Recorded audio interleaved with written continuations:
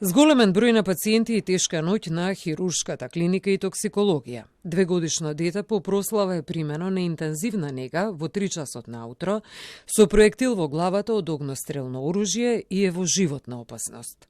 Најверојатно станува збор за заскитан куршум. За сега не се познати причините и се чека Министерството за внатрешни работи да излезе со своји информации. Тројца пациенти во алкохолизирана состојба донесени со пат од висина и еден од нив, 30-годишник, се бори за живот. Јавено е за овој пациент дека е пронајден паднат, е во животозагрозувачка состојба, извршено е оперативно лекување на арбетниот столб и моментално се наоѓа на клиниката за интензивно лекување. На неврохирургија е примен 16 годишен пациент од Штип, исто така при пат од висина. Имаме 8 физички напади, 6 пациенти со телесни повреди кои што се пуштени на домашно лекување. Имаме една повреда со нож во левата лумбална регија, но е површно и пуштена на домашно лекување. Имаме со огнострелна повреда во пределот на десен лакотен зглоб од прилеп. Во прилеп е случката, пациентот е од Скопје и се спрема за оперативно лекување. И тоа зашто најмногу се апелираше во изминатиот период за пиротехничките средства и оваа година за грижувачки податоци.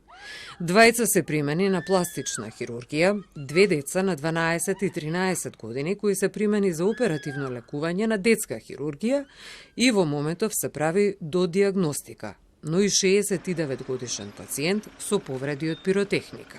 На двајца пациенти шаките им се повредени, така да после оперативните лекувања ќе знаеме дали ќе бидат со инвалидитет или не. 31 наш сограѓанин, славејќи лудата и незаборавна ноќ, завршија на токсикологија. Најмладата пациентка е 14 годишна, најстарата повторно пациентка е 44 годишна. Од овој број 13 беа малолетни. Според половата структура 21 имавме од машки пол и 10 од женски пол. Во клиниката за хируршки болести Свети Наум Охридски вообичаена новогодишна ноќ, вели доктор Настов. Вкупно амбулантски се третирани 19 пациенти поврзани со новогодишната ноќ. Од кои што еден е со посериозни повреди во предел на подколеницата со скршеница кој што е задржан за оперативно лекување.